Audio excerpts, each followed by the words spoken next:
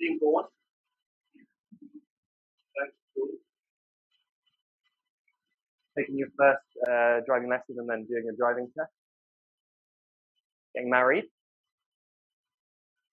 starting a business, traveling around the world, buying your first house,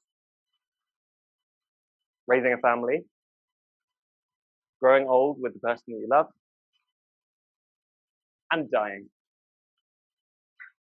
Government is involved in almost every significant moment of your life in some way or another, and it usually involves like a form, a application, waiting in line, blah blah blah blah blah. Lots of interaction with government. It's an incredibly important part of our lives that is very often neglected for some of the I don't know sexier bits of our life, let's say. But and it kind of plays these two roles. So it plays one as a governing body, so looking after us, setting the rules, setting the laws, that kind of thing. And secondly, it acts as a service provider to us. We all know this, but we don't often think about it. It's really, really embedded in basically every single thing that we do. Unfortunately, many of the laws that govern us and the services that we use aren't designed in collaboration with the citizens that they impact or that they affect. And this is a really big problem, and I'll just show you kind of like a few of the reasons why that's a problem. This is one that's very recent, which you'll all have seen probably in the news last week. But this, for example, in Alabama in the States, was the group of lawmakers who decided on the new abortion laws within Alabama, which is just kind of crazy because it was a group of all men deciding on an issue that basically only impacts women and their bodies. It was also an all-white group of men, which there's basically just no need for that, really. Like, they definitely could have found more people to be part of this community. That would be my initial thing. And that happens all over the world all the time. We all know this. We all see it in the news time and time again. And it's a problem because it means that laws are being created not by the people who those laws are then impacting. And that's inevitably just a bad problem. We also find that there are things like this happening in kind of our daily lives. So I don't know whether everyone can see this, but things like regular services, which for a normally able person, you might just step onto the train, but if there's a gap between the platform and the train and you're less able, then you're going to see that as a massive something which is basically going to act negatively towards you interacting with that service. So it's not only that it's difficult, it might mean that you don't then end up using that service again. So you're coming to a service and then basically going, essentially this isn't built for me. So you never come back. And I think it's important to think about some of these things in relation to, like we're talking about government services here. I think it is very applicable to lots of other services as well. This is kind of what's happening. This is a bit of an unnecessarily complicated diagram, but essentially it's basically kind of where exclusion occurs within an interaction with a service. So it's basically when the demands of the service or the product on the left-hand side exceed the capabilities of the person on the left-hand side. I think I got that wrong just now. But yeah, so basically we're kind of looking at this area here and trying to prevent that as much as possible. And there are a few ways that capabilities vary. So these are, if we think about like the different senses that people have in terms of touching stuff, seeing stuff, hearing stuff, and speaking, there's obviously kind of a permanent loss of capability that some people have. And that could be like having one arm or being blind or not being able to speak. Those are kind of permanent things which exclude you from a service.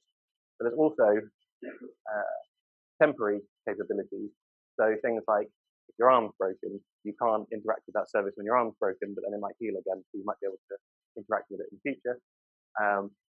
Speaking, for example, if you were designing a service for people with throat problems, you might be doing that. If people have laryngitis, they can't speak to that service or with that service when they're using it, but they might be able to speak with it before and after. So it's like it's just kind of another way of thinking about exclusion from the perspective of temporary exclusion. And there's also situational exclusion as well. So being a new parent or a distracted driver or for example, like designing a service for a bartender, for example, they can normally hear, but then they operate in an environment where they can't hear. So taking that kind of stuff into account. And this is really useful when you're doing, when you're kind of putting together like user personas and design personas for people. It's thinking about what these other capabilities that they have and don't have at different times and how that will impact the services that they use. Don't know what's next. But yeah, so I'm going to talk about 3 tips for designing inclusive, accessible public services. And I'm going to, like with each tip, I'll just tell you a little bit about projects that we've been doing recently, which kind of demonstrates a little bit more about what we do. I'm going to get through this presentation very quickly, by the way. So if anyone's got any questions as we go along, then feel free to ask.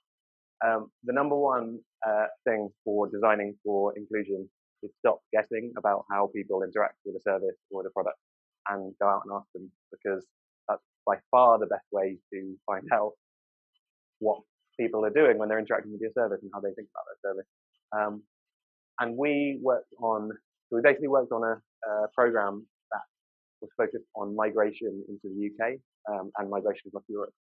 And a lot of the laws in the UK are being developed, well, not really the laws, but the services that are delivered according to the laws that are being put in place are delivered in this kind of context. So it's the civil service, people sat in Westminster, sat in government buildings being like, right, how can we figure out how to create a system that enables new people who have just arrived in the UK?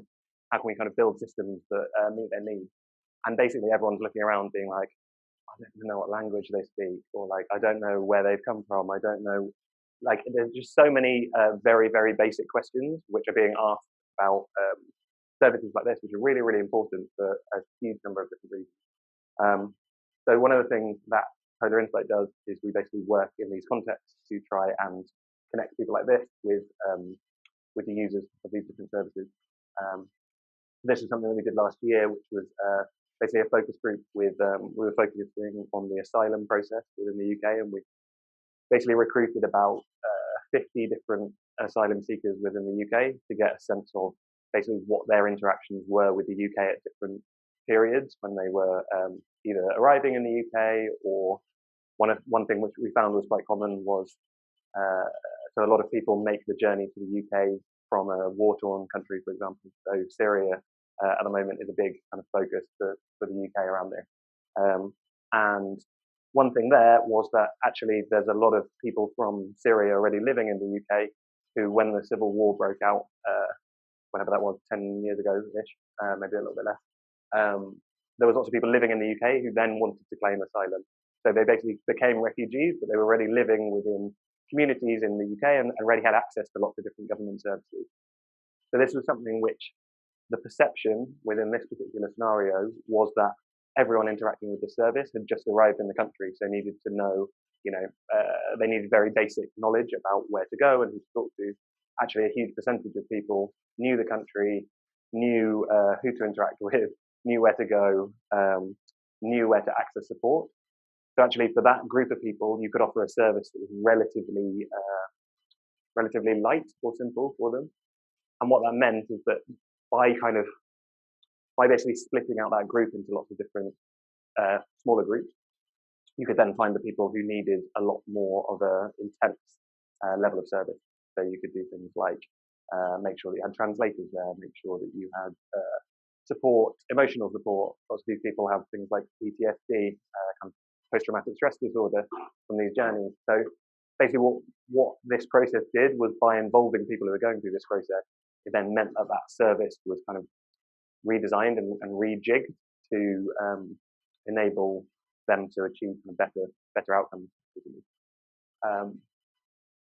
Another one that we've learned over the last few years of doing this is it's much better to design with the hardest to reach first and then work backwards. So basically go to the communities that you feel basically that you know nothing about as a designer, which I think there's just a general layer of honesty that needs to be put into design very often, which is basically we don't know who we're designing for a lot of the time. We might have some idea, but it's really, really important to try and this is very difficult, and I think that one of the talks later will be speaking more about bias, for example, but You can try and learn more about your own biases to then know who you might be excluding. It's really good to go and design with them and then work back to people who are more within your sphere of your life or people that you know. We did this with, so this was a local council in London, like a local municipality in London, where they were trying to design a service for people within the borough to access opportunities and access new jobs. This group at the bottom were the people designing that service. And as with most public services, when things are being designed, people go, yeah, this is going to be great. We're just going to design a service and then everyone in the entire borough could use it, which is like 125,000 people or something. Like, it's a lot of people. And so we basically said to them, why don't we try and access the people who are hardest, that you find the hardest to reach, and then we can kind of start with that and then work up and go bigger and bigger and bigger. Because if you've got them on board, then you can kind of start to scale it up. Whereas it's very difficult sometimes because, especially local government, they'll put out a call that they're designing some new service or a new product, and they get the same 5 people calling them up every time, being like, "Amazing, yeah, let's get involved." You know, and these people they're very helpful because they're very enthusiastic, but they're the same people and the same typologies and the same personas always being interviewed.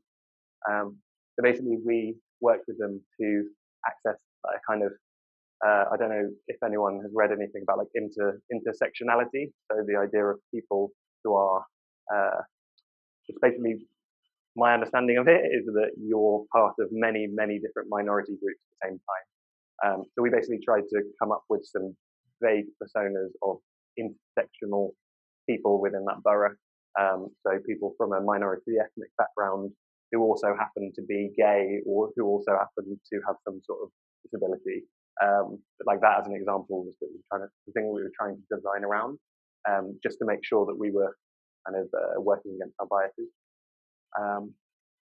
So this was just like a bit of user testing we were doing, like with these guys at the top who, were kind of ticking. It sounds ridiculous, but we were kind of doing like a box ticking exercise, but trying to like tick every single box we could at the same time. And that meant that we could, then design with them and then kind of design broader after that. This is just kind of doing the same thing, but with people who had criminal convictions as well within that borough. So kind of taking it one step further to not only their, I guess, kind of perceivable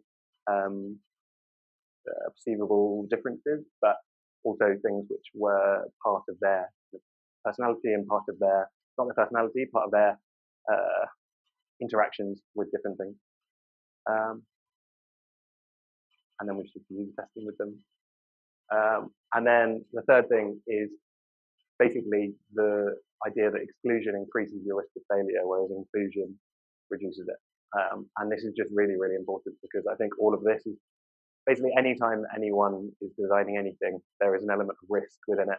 And that's what's so wonderful about designers is that you're risking quite a lot in putting something out there. But the risk of that is sometimes that doesn't land. You know, sometimes that doesn't work. So building kind of inclusion, building diversity into your design process and into your research certainly, we think reduces that. And you can do that. We just did a project recently with the police service in Northern Ireland. There's a lot of quite tense activity there and has been for the last like 30 or 40 years about religious tensions between Catholics and Protestants. This was something where the police service wanted to increase the diversity of people within the police force so that you could create generally a stronger institution that would then be able to look after the communities within where these tensions were arising. And so I guess in this particular thing, this particular circumstance, they came to us because they wanted to understand people's perceptions of the police in these areas so that they could create a kind of inclusive recruitment process, which would then lead to a system that was ultimately more inclusive because the people that were out there arresting people or looking after people could, relate to the people that they were looking after and the other way around. That is what we did, and that is the end of my presentation. And thank you.